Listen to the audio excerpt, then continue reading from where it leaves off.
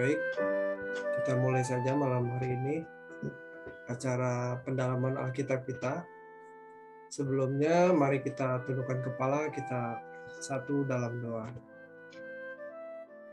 Bapa di dalam surga, kami bersyukur kembali malam hari ini Tuhan. Kami sudah berkumpul melalui pertemuan virtual ini Tuhan. Kiranya Tuhan memberkati kami, menolong kami untuk mengerti apa yang kami pelajari malam hari ini Tuhan. Kami masih melanjutkan pembahasan tentang penghakiman di sesi yang keempat ini Tuhan. Engkau tuntun kami, bimbing kami Tuhan. Kiranya Roh Kudus menolong kami, memberi pengertian Tuhan. Apa yang kami pelajari ini mengubah hidup kami agar kami semakin lebih menjadi seperti yang Tuhan inginkan. Terima kasih Tuhan, kami buka acara pendalaman Alkitab kami malam hari ini Tuhan. Di dalam nama Tuhan Yesus Kristus. Haleluya. Amin. Saya share screen dulu ya. Oke. Malam hari ini kita akan membahas, ini sesi yang keempat, kita akan membahas ada 6 topik yang kita akan pelajari malam hari ini, yaitu tentang konsep kepastian masuk surga dalam penghakiman. Yang pertama. Yang kedua, penghakiman atas penolakan anugerah. Yang ketiga, tentang kehendak bebas dalam penghakiman. Yang keempat, tentang respon terhadap penggarapan Allah. Kelima, konsep takdir dalam penghakiman. Dan yang terakhir, tuntutan yang tinggi. Nah, ini ada 6 topik yang kita akan pelajari malam hari ini. Kita masuk di yang pertama tentang konsep kepastian masuk surga dalam penghakiman.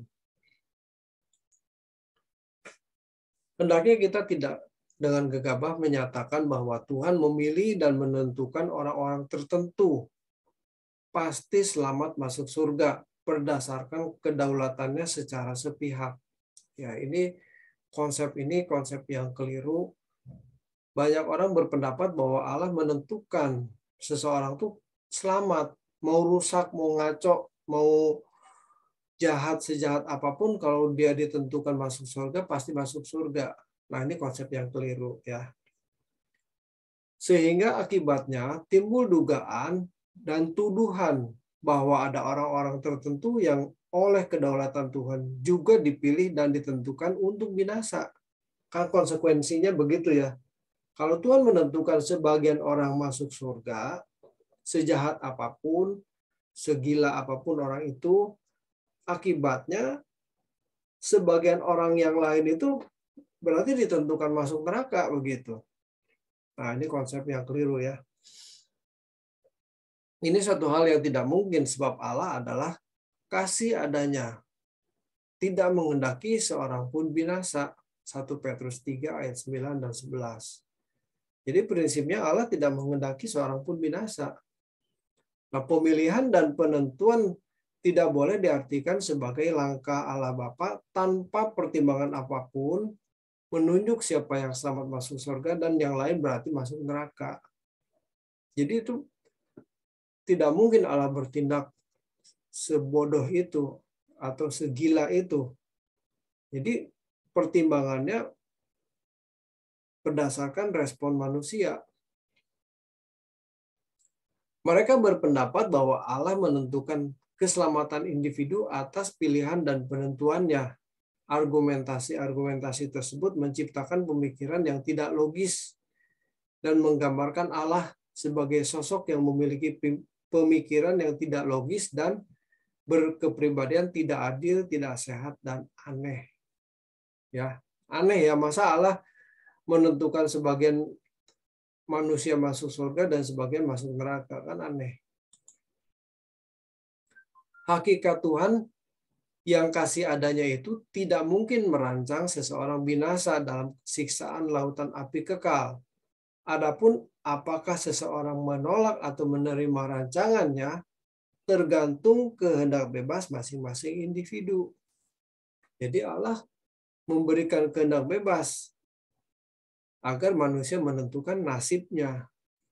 Tuhan tidak mungkin membiarkan orang binasa atau sengaja membinasakan manusia. Tuhan memberikan kehendak bebas manusia memilih dan menentukan keadaannya, baik di bumi maupun di kekekalan, selamat atau binasa. Jadi manusia yang menentukan dia mau selamat atau tidak. Ya, kalau Allah menentukan seorang selamat atau binasa, maka tidak perlu adanya penghakiman atau pengadilan. Penentuan atau penetapan Allah membuat pengadilan atau penghakiman tidak dapat tampil secara proporsional. Jadi jelas ya, logikanya kan begini. Kalau Allah yang menentukan seseorang ini selamat atau binasa, maka pengadilan nggak ada fungsinya. Buat apa pengadilan? Lawang Allah yang menentukan seseorang selamat atau binasa. Bukan berdasarkan respon manusia atau tindakan manusia gitu.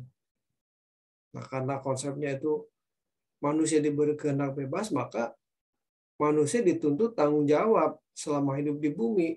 Itu yang menentukan manusia itu akan masuk surga atau masuk neraka. Ya, jadi kepastian masuk surga itu begitu konsepnya. Bukan ditentukan oleh Allah. Sekarang tentang penghakiman atas penolakan anugerah. Ada orang-orang Kristen yang berpendirian bahwa kalau Allah menyediakan anugerah kepada orang-orang tertentu untuk menerimanya, maka mereka ini tidak dapat menolak. Ini juga pandangan yang salah. Sebab Tuhan menghendaki semua bangsa Israel selamat, tetapi tidak terwujud. Oleh karena mereka menolaknya.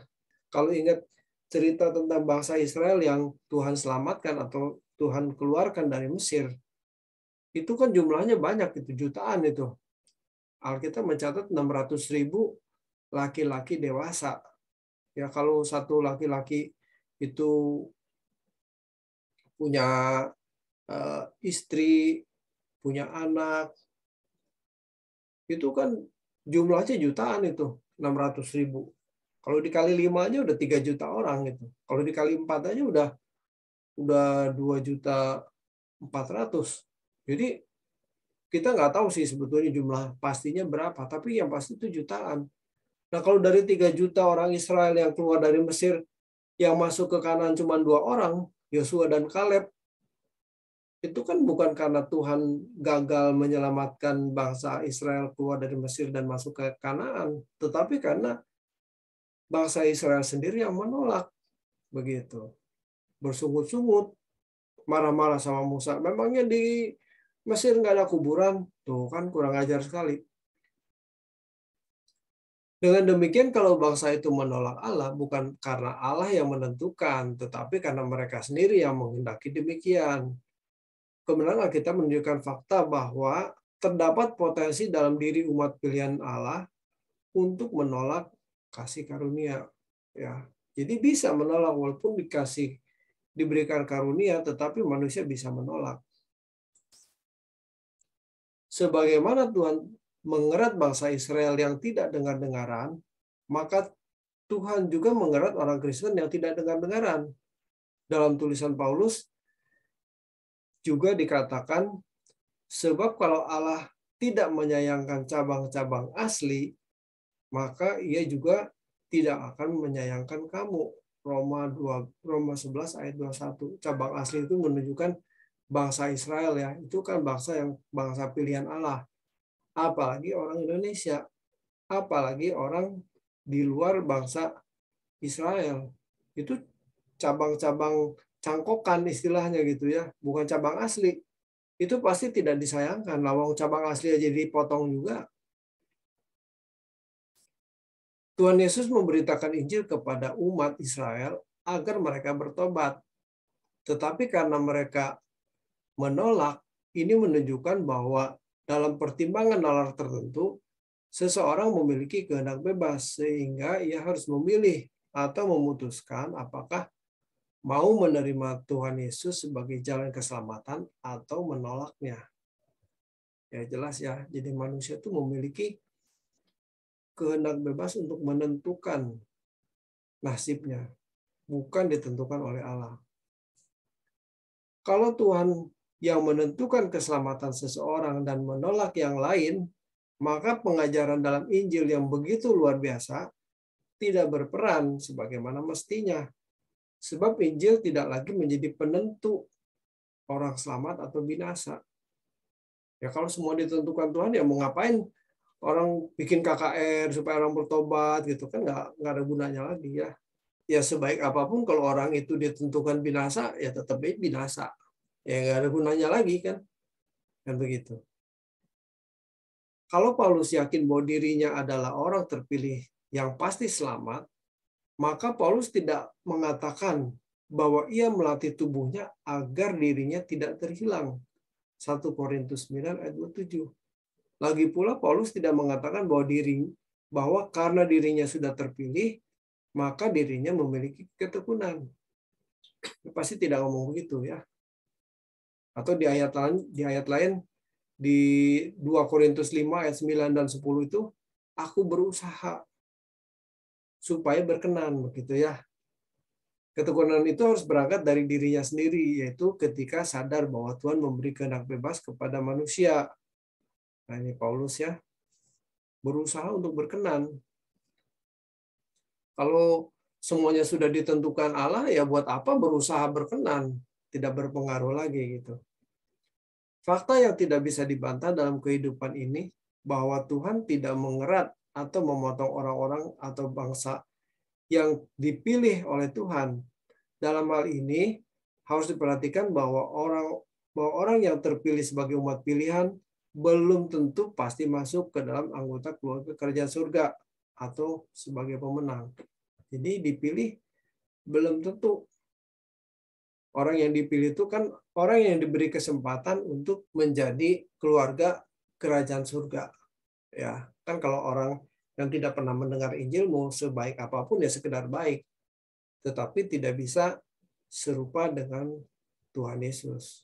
Memiliki pikiran perasaan Kristus tidak bisa, ya. Sekarang ini yang topik yang ketiga, kehendak bebas dalam penghakiman. Membahas mengenai penghakiman tidak dapat dipisahkan dari kehendak bebas.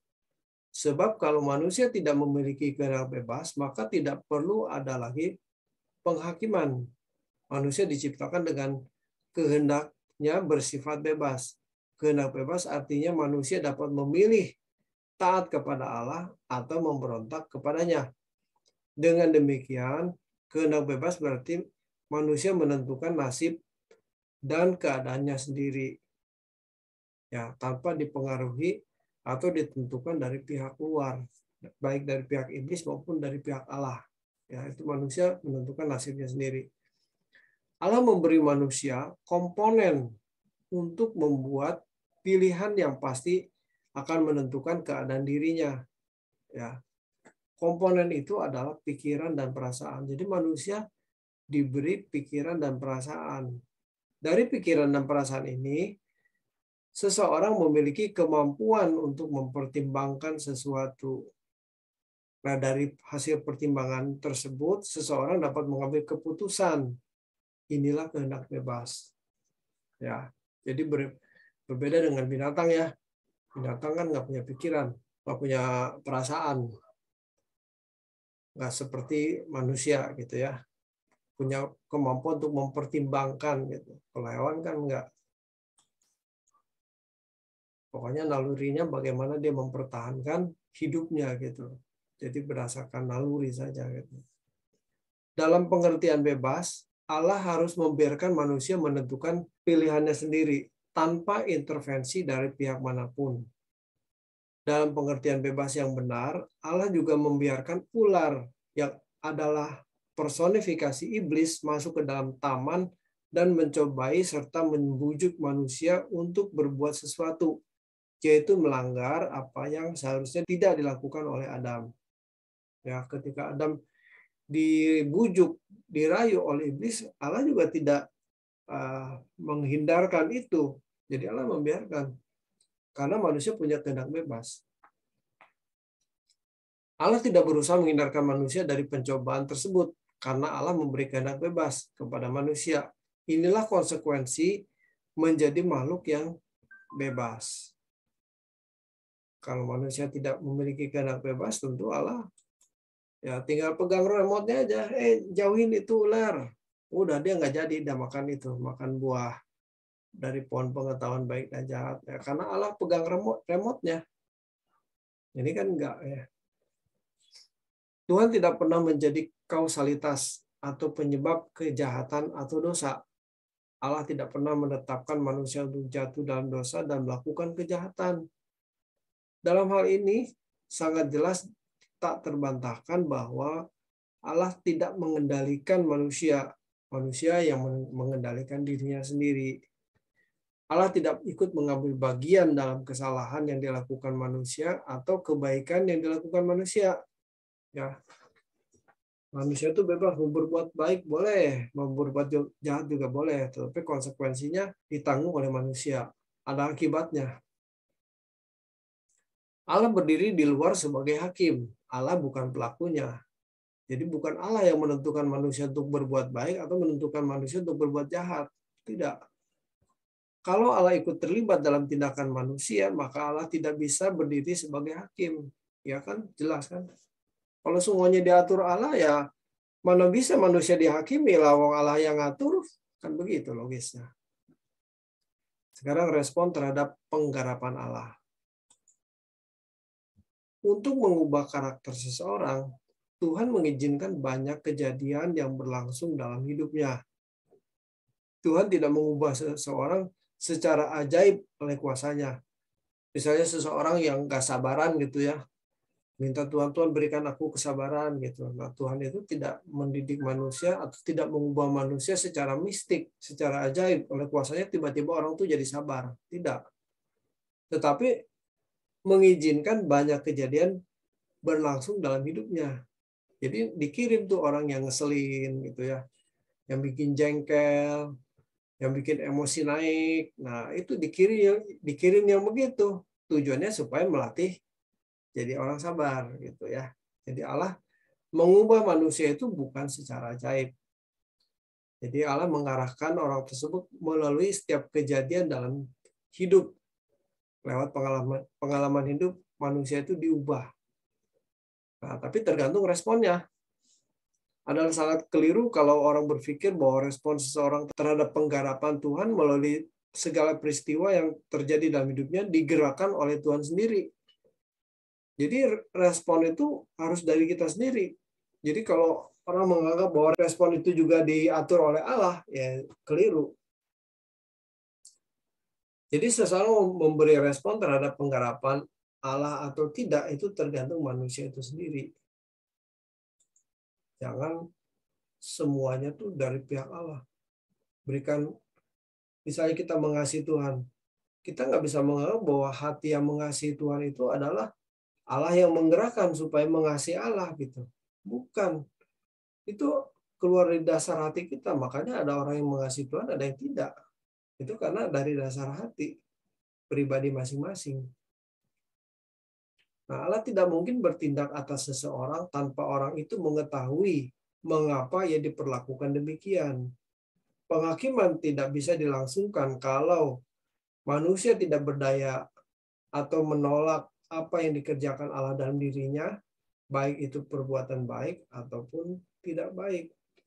Jadi penghakiman itu tidak bisa dilangsungkan kalau manusia tidak berdaya menolak apa yang dikerjakan Allah dalam dirinya gitu ya. Itu ya sama aja lah kalau misalnya robot yang disetel remote-nya tuh dipegang oleh pemiliknya, kan itu robot nggak bisa dihakimi. Lawong yang ngatur itu pemiliknya kok. Kan begitu. Firman Tuhan mengatakan setiap orang yang kepadanya banyak diberi, daripadanya akan banyak dituntut. Dan kepada siapa yang banyak dipercayakan, daripadanya akan lebih banyak lagi dituntut. Lukas 12 ayat 48. Di sini kita menemukan keadilan Tuhan yang sempurna. Tuhan tidak akan menuntut seseorang melakukan sesuatu di luar kemampuannya. Diberi banyak, dituntut banyak. Diberi sedikit, dituntut sedikit ya. Jadi Tuhan itu adil ya. Allah tidak mungkin dalam kedaulatannya berintervensi dalam diri seseorang, memberi porsi yang berbeda, kemudian menuntut seseorang melakukan apa yang tidak bisa dilakukan oleh orang tersebut dan kemudian menghukum orang itu karena kesalahannya atau ketidaksanggupannya melakukan yang dikehendaki Allah. Hebat ya. Jadi diberi banyak, dituntut banyak. Nggak mungkin diberi sedikit, nanti tuntutannya banyak. Wow, itu gimana? Orang dia nggak mampu kok dituntut gimana? Gitu kan. Jadi luar biasa, Allah itu adil. Orang percaya diajar untuk mengerjakan keselamatan dengan takut dan gentar. Nah, mengerjakan keselamatan itu adalah menaruh pikiran dan perasaan Kristus dalam diri kita. Itu perjuangan yang luar biasa, yang susah, sangat sulit.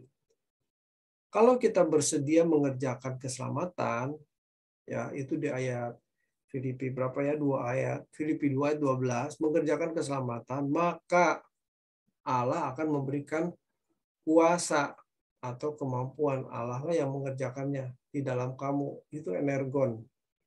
Yang mengerjakan di ayat 12 itu, di Filipi 2 ayat 12 itu katergaseste. Yang di ayat 13, Allah yang mengerjakannya itu digunakan kata energon. Ya. Jadi ketika kita bersedia mengerjakan keselamatan atau kita berjuang bagaimana kita memiliki pikiran dan perasaan Kristus, maka Allah menolong. Maka Allah memberi kuasa, kemampuan. Tapi kalau kita sendiri nggak berusaha mencari Tuhan, ya Tuhan nggak murahan, nggak bakal kasih kita kemampuan. Itu aja. Lawang kita aja males-malesan, nggak mau nyari Tuhan, nggak sungguh-sungguh cari Tuhan. Memangnya Tuhan murahan gitu. Kasih tahu rencananya, kasih tahu rahasianya, kasih tahu apa, kasih kuasanya kita kan nggak bakalan. Ini konsep takdir dalam penghakiman ya. Ini topik yang kelima ya, konsep takdir dalam penghakiman. Nah, kata takdir dalam pemahaman umum biasanya mendapat isi atau dapat dimengerti sebagai penentuan ilahi ya. Ini seringnya kita dengar kalau orang di TV atau di mana gitu istilah ini sudah menjadi takdir kita begitu ya. Berpisah di sini nanti kawin lagi sama yang lain gitu ya. Itu takdir, enak aja. Tuhan dilibatkan begitu. Padahal dianya sendirinya aja yang pengen kawin lagi sama orang lain begitu ya. Takdir. Nah, kata takdir biasanya disejajarkan maknanya dengan kata nasib. Dalam bahasa Inggris diterjemahkan fate atau destiny. Sebelum terjadi sesuatu, segala sesuatunya sudah ditentukan oleh Tuhan untuk berlangsung. Nah, ini tidak tepat. Sebenarnya konsep takdir ini sangat kuat dianut oleh agama-agama non-Kristen yang ada di sekitar kita. Jika dipandang bahwa segala sesuatu sudah ditentukan sebelumnya, maka dengan demikian segala sesuatu yang terjadi dalam hidup kita adalah skenario dari sutradara agung, yaitu Tuhan.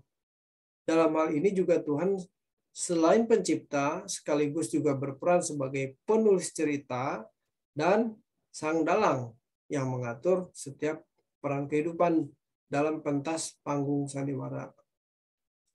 Jadi manusia ditentukan, sudah digariskan oleh takdir itu, gitu ya. Pemahaman ini pada akhirnya bisa membangun pandangan bahwa pertimbangan rasio manusia untuk mengambil keputusan menjadi sia-sia atau tidak diperlukan. Ya dong. Ngapain lagi kita mikir mesti gimana-gimana gitu. Lawang semuanya udah digariskan seperti aktor dalam film gitu kan. Dia kan tidak memutuskan bertindak ini, bertindak itu. Enggak. Tinggal baca aja skenario-nya seperti apa, dia lakukan itu gitu loh. Semua sudah diatur dalam fragmen yang tidak terlepas dari alur cerita yang ditentukan atau telah ditetapkan. Konsep takdir ini mengingkari adanya kebebasan yang sungguh-sungguh. Selanjutnya, peranan etika disia-siakan. Hal ini menempatkan manusia tidak memiliki independensi, tidak memiliki kebebasan. Ya. Independensi berarti seseorang tidak terikat oleh siapapun dalam mengambil keputusan, karena tidak ada pihak lain yang mengendalikannya. Konsep takdir sebenarnya secara langsung menghilangkan pertanggungjawaban. Itu otomatis ya, karena semuanya diatur oleh Allah ya, Allah nggak mungkin minta pertanggungjawaban manusia. Lalu semuanya Allah yang ngatur. Hal ini jelas tidak memberi ruang bagi penghakiman dilangsungkan dalam kehidupan manusia. Tidak mungkin ada penghakiman atau pengadilan. Konsep takdir menghindarkan manusia dari tanggung jawab. Manusia juga tidak perlu bertanggung jawab ya, karena manusia hanya melakukan apa yang Allah tentukan begitu.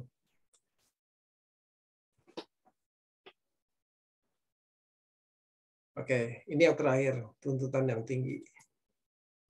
Jadi istilah konsep takdir itu dalam kekristenan itu tidak ada ya. Karena manusia itu diberi sangat jelas bahwa manusia diberi kehendak bebas. Manusia menentukan nasibnya sendiri, nasib kekalnya, mau masuk neraka atau masuk surga. Tidak ada Allah yang menentukan gitu. Jadi otomatis tidak ada konsep takdir di kekristenan. Nah, kalau kita bilang takdir ini, takdir itu karena pikiran kita ini dipengaruhi oleh konsep agama-agama di sekitar kita. Nah, ini harus digarisbawahi dengan jelas ya. Oke, ini topik yang terakhir, tuntutan yang tinggi. Dalam penghakiman, bagi orang percaya yang sungguh-sungguh sedang berusaha untuk menjadi semakin seperti Yesus, maka penghakiman bagi mereka adalah perhitungan seberapa banyak orang percaya tersebut telah mengumpulkan harta di surga. Matius pasal 6 ayat 19 dan 20 ya. Jadi bagi orang percaya yang sedang berjuang bagaimana menjadi serupa dengan Kristus, itu tidak menentukan, penghakiman itu tidak menentukan dia masuk neraka atau masuk surga. Enggak. Yang diperhitungkan itu adalah seberapa besar mahkotanya nanti di surga begitu ya. Atau seberapa banyak hartanya di surga karena dia semakin seperti Kristus. Jadi bukan soal masuk surga atau masuk neraka. Seperti beginilah contohnya ya. Kalau orang yang rajin belajar, setiap hari belajar gitu ya, sementara teman-temannya main dia belajar begitu ya. Itu nanti pada akhir tahun ajaran waktu dia bagi-bagi rapot, anak yang rajin itu pasti tidak mikirin gue lulus nggak ya, naik kelas apa enggak ya. Pasti nggak mikirin itu. Yang dipikirin nanti saya ranking berapa ya. Nah itu loh. Nangkep ya. Karena dia udah rajin belajar gitu. Nggak mungkin dia mikir saya lulus nggak ya, naik kelas apa enggak. Nggak mungkin. Ya pasti dipikir saya dapat ranking 1 nggak ya, atau ranking 2. Tapi situ lebih pinter ya, dia lebih rajin. Jangan-jangan saya cuma dapat ranking 3 begitu. Nah itu yang dipersoalkan begitu. Nah sama, ketika kita setiap hari berjuang bagaimana menjadi semakin seperti Kristus, itu nanti yang dipersoalkan di penghakiman itu bukan soal masuk surga atau masuk neraka, bukan. Tetapi seberapa besar mahkota yang dia terima gitu loh. Karena semakin dia memiliki pribadi semakin seperti Kristus, maka itu dia akan menerima mahkota yang atau dimuliakan bersama dengan Tuhan dengan tingkat yang lebih tinggi atau mahkotanya lebih besar. Nah, mengumpulkan harta di surga adalah perjuangan untuk semakin serupa dengan Yesus. Ini berbicara mengenai kesucian hidup. Kesucian ini bukan hanya berarti tidak berbuat dosa, tetapi tidak bisa berbuat dosa lagi. Mereka adalah yang dilayakkan menjadi mempelai Tuhan. Hanya orang Kristen yang menjadi mempelai atau kekasih Tuhan yang dikategorikan telah menemukan Tuhan. Ya, luar biasa ya. Untuk panggilan mewarisi langit baru bumi baru, orang percaya harus belajar melepaskan diri dari segala ikatan. Pertama, ikatan dosa. Hal ini menyangkut karakter orang yang percaya yang belum seperti yang Tuhan kehendaki. Dalam hal ini orang percaya harus sempurna seperti Bapa. Jadi keterikatan dosa itu harus dilepaskan untuk bisa mewarisi langit baru bumi baru. Ya. Hal ini menyangkut karakter orang percaya yang belum seperti yang Tuhan kehendaki ya. Jadi karakternya itu harus seperti Kristus. Wah, ini luar biasa susahnya. Yang kedua, belenggu keindahan dunia. Jadi tadi pertama dosa, yang kedua belenggu keindahan dunia. Nah, belenggu keindahan dunia ini sama dengan percintaan dunia. Inilah yang disebut Yohanes sebagai keinginan daging, keinginan mata, dan keangkuhan hidup. Itu 1 Yohanes 2 ayat 15 sampai 17. Kalau zaman murid-murid Tuhan Yesus itu dulu di abad pertama, mereka dipaksa untuk tidak bisa melakukan percintaan dunia gitu, tidak bisa mengasihi dunia. Kalau gimana mau harta aja nggak punya, penyiksaan fisik itu luar biasa, jadi dipaksa meninggalkan dunia gitu ya. Tapi sekarang itu kita berat. Kita ngaku Kristen itu kan tidak diancam secara fisik. Lu ngaku Kristen, dibunuh nih, atau dibakar, atau apalah gitu ya, disiksa gitu. Kan enggak. Makanya berat. Karena apa? Kita bisa bercinta dengan dunia, sementara kita mengaku percaya, tapi kita mengasihi dunia. Itu yang berat gitu loh. Menikmati fasilitas dunia, itu yang berat. Jadi kita harus belajar bagaimana melepaskan belenggu keindahan dunia. Boleh punya rumah, boleh punya mobil, tapi hati kita tidak boleh terikat di situ gitu. Ini susah ya, batiniah ya. Sangat batiniah. Orang bisa lihat, wah, jangan ngomong begitu, Pak David aja beli mobil baru. Nah, itu duniawi. Nah, susah. Karena ini batiniah gitu ya. Bisa aja, nggak masalah. Yang penting punya mobil baru juga nggak masalah. Yang penting hatinya jangan di situ gitu loh. Ini harus dialami lah. Kalau nggak dialami, ya susah. Orang bisa aja menuduh begitu ya. Oke. Anak-anak Allah yang berhasil melewati tahap-tahap pertumbuhan yang normal akan dapat melepaskan dirinya dari belenggu tersebut. Nah, tuh. Ini ada tahap-tahapan ya. Bagaimana dia berjuang dari hari ke hari, melepaskan percintaan dunia. Wah, ini sulit sekali gitu. Setelah terlepas dari belenggu tersebut, seseorang akan menjadi peka terhadap kehendak Allah. Lebih dari segala kegiatan, inilah yang harus diutamakan. Sebab hal ini merupakan sesuatu yang bersifat wajib atau sebuah kemutlakan. Ya. Dengan hal ini, maka nampaklah betapa tinggi tuntutan yang dikenakan kepada semua orang percaya. Jadi kita mengerti betapa sulitnya menjadi orang Kristen yang sejati.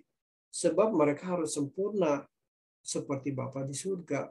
Matius 5 ayat 48. Jadi tuntutannya tuh luar biasa, sangat tinggi. Bukan sekedar jadi orang Kristen, jadi orang baik, tidak melakukan kejahatan, tidak melanggar etika moral, bukan. Tuntutannya sempurna seperti Bapa gitu loh. Wah, luar biasa. Banyak orang hidup hanya untuk memiliki kehidupan seperti yang dikehendakinya. Sedangkan ukuran yang diinginkannya adalah gaya hidup manusia di sekitarnya. Ya kan begitu ya. Tetangganya punya mobil, oh kita pengen punya mobil. Tetangganya rumahnya gede, kita pengen punya rumah gede. Itu masalahnya yang bikin rusak pikiran manusia. Ini gaya hidup yang jauh dari standar yang Tuhan inginkan. Jadi rusak. Makanya orang tuh mesti belajar firman setiap hari supaya pikiran dicerahkan. Tujuannya bukan mencari kesenangan dunia, bukan. Bagaimana menyenangkan hati Tuhan, melayani Tuhan. Itu masalahnya. Memiliki karakter serupa dengan Kristus. Aduh, jauh benar ya. Karena standarnya, pikiran kita sudah dirusakkan oleh standar dunia. Makanya jadi rusak. Nah, banyak orang Kristen yang tidak memiliki sasaran yang jelas dalam hidup kekristenannya. Tidak jelas tuh ya sekedar beragama aja gitu loh. Yang penting tidak berbuat kejahatan, jadi orang baik, dukung pekerjaan Tuhan, kalau perlu jadi pendeta. Itu dijadikan standar. Padahal bukan itu. Kalau Tuhan nggak panggil kita jadi pendeta, ngapain jadi pendeta gitu kan. Jadi pedagang pun kalau memberkati orang banyak, menjadi berkat, mewarnai gaya hidup Tuhan Yesus lewat kehidupannya. Kan orang dagang tuh seperti Parasman itu kan ketemu banyak orang. Ketemu banyak orang yang datang ke tokonya Parasman itu kan kalau merasakan, ih ini hebat ya, kok datang ke toko ini rasanya nyaman gitu ya. Wah, itu luar biasa, memberkati. Nanti kan orang nanya, Bapak Kristen ya? Iya, gitu kan. Kok lain ya gitu. Nah, itu jadi bersaksi begitu. Kayak saya misalnya, saya di proyek kan ketemu orang banyak juga. Baik anak buah di kantor, maupun klien. Wah, itu orang bisa ngomong begini, kok Bapak kayak pendeta ya gitu. Bapak kok ngomongnya kayak pendeta? Dia nggak tahu saya memang saya pendeta gitu ya. Nah itu harus mewarnai hidup kita, ini harus mewarnai orang banyak gitu ya. Banyak orang Kristen yang tidak memiliki sasaran hidup yang jelas ya. Nah, kehidupan seperti ini, kehidupan yang sangat rentan terhadap pencobaan, sangat rawan terhadap serangan musuh. Jadi kalau kita tidak memiliki tujuan yang jelas, bagaimana kita memiliki karakter Kristus, tujuan hidup kita, ya kalau cuma jadi orang sekedar jadi orang baik, jadi beragama bukan Kristen pun bisa. Tetapi menjadi pribadi seperti Kristus harus jadi orang Kristen. Karena Tuhan Yesus yang mengajarkan, akulah jalan dan kebenaran dan hidup. Tidak seorang pun sampai kepada Bapa tanpa melalui aku. Jadi harus jadi Kristen.